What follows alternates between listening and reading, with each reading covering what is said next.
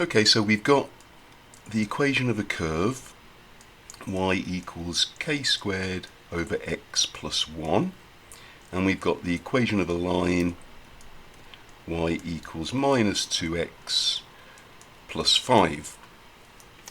Now a bit later on I'll show you what the graphs of those equations look like, and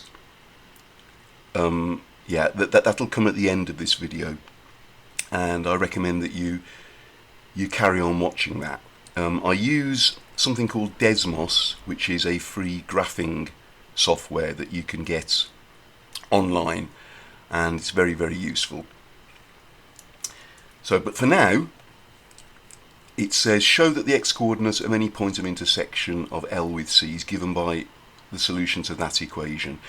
Now, where two curves, or a line and a curve, or two lines intersect, the intersection point is given by equating the equations for y, because where they intersect, the x and the y values have got to be the same, simultaneously the same, which means we can solve the equation k squared over x plus 1 equals minus 2x plus 5.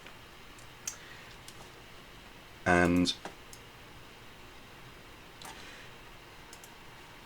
right, how do we solve this? Well, the first thing to do is to multiply both sides by x to get rid of that x on the bottom there.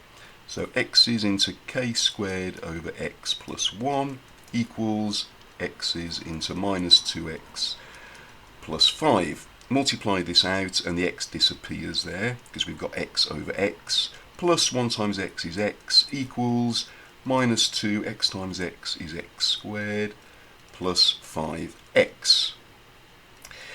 Now, if I move both of these terms on the right over to the left, I can do that by adding 2x squared to both sides and subtracting 5x from both sides.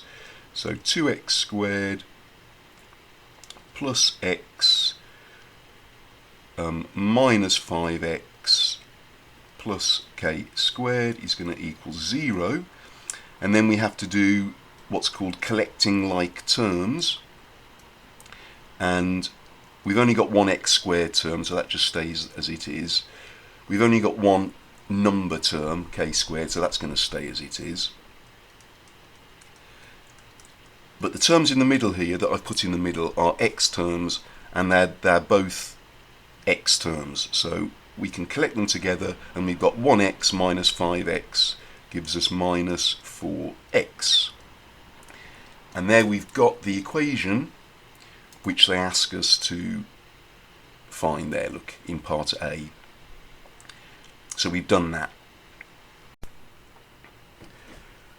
So using Desmos, which is a free graphing calculator which you can get online, highly recommend it.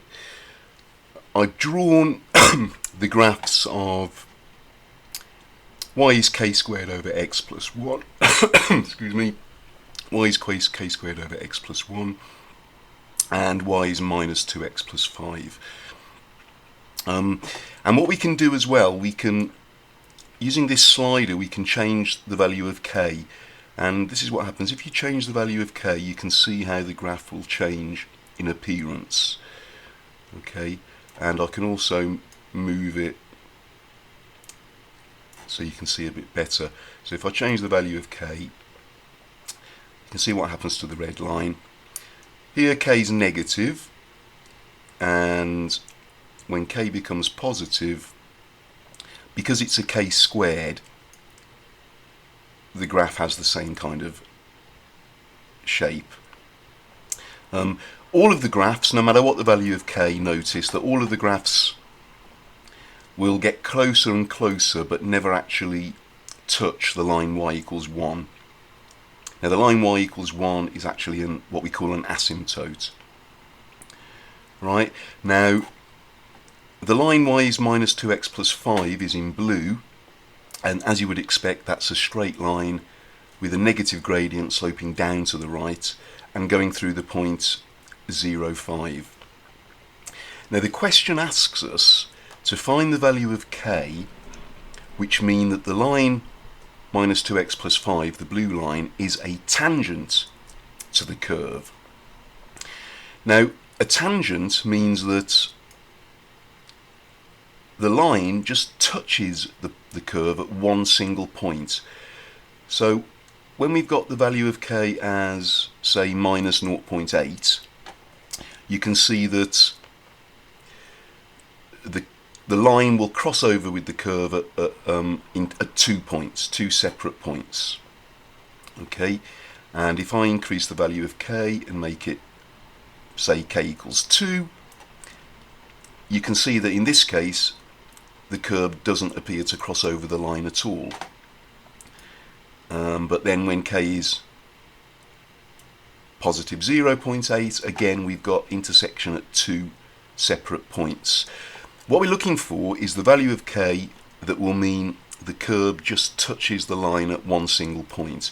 And by changing k on my slider, you can see that it appears like somewhere around here, around 1.4, not exactly 1.4, but around 1.4 is where the blue line is a tangent to the curve. If I increase if I expand, if I zoom in a bit, we can maybe get a more accurate value for k. So if you look, we're looking for it just a touch. It's difficult, but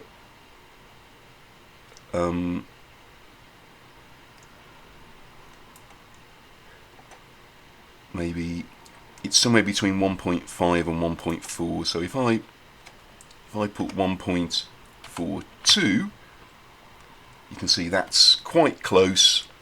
Still not quite there. Try 1.41. Still close, still not quite there, but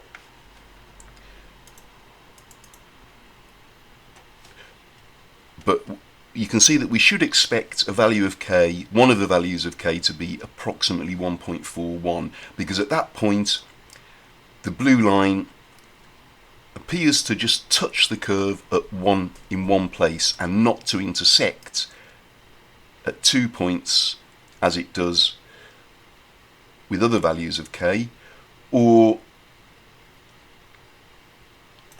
to not touch it or cross it anywhere as it does for higher values of k.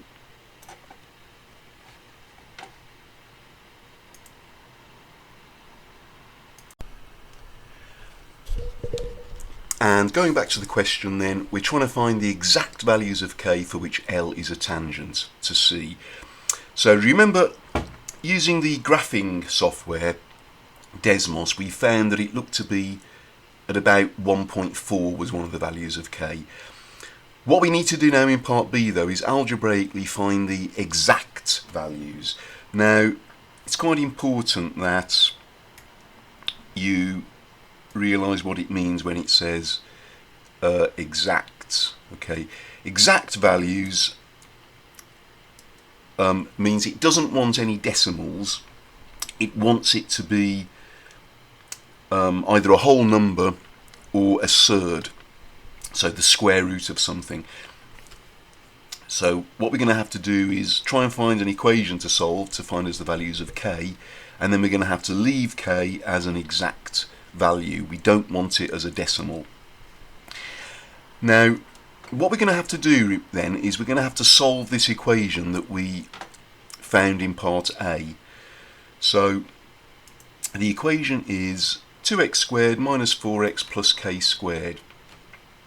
Well, in fact, we don't need to solve the equation because it doesn't ask us for the values of x. It doesn't ask us for the intersection point. It asks us for the values of k that will make the line a tangent.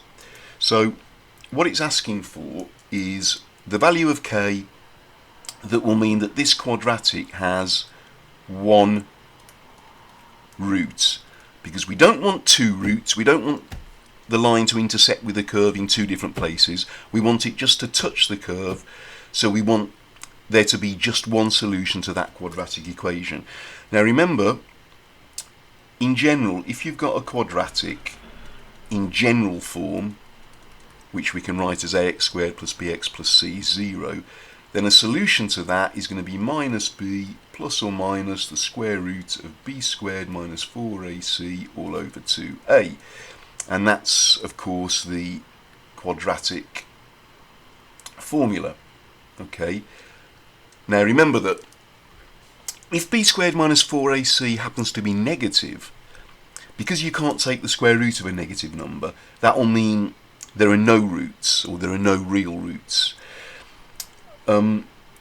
If there are two separate real roots, that's because we've got a positive value for b squared minus 4ac, and we have to either add it on or subtract it from minus b on the top in order to get our two different roots. However, if b squared minus 4ac is equal to 0,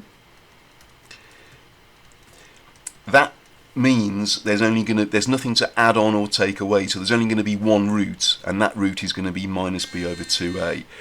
So what we need to be able to find the value of k that gives us b squared minus 4ac is equal to 0. Now our b is minus 4, our a is 2, and our c is k squared. So what we have to solve is this equation. B squared is then 16 minus 4, and then a is 2 and c is k squared. Okay, so what we end up with then is, if we solve this, we get 8k squared must equal 16, so k squared must equal 2, so k equals plus or minus the square root of 2, and it doesn't want it as a decimal, it wants it as an exact value, which means we just leave it like that, plus or minus root 2. And of course, the square root of 2 is about 1.4, so that corresponds with the value that we got when we looked at the graphs using the graphing software.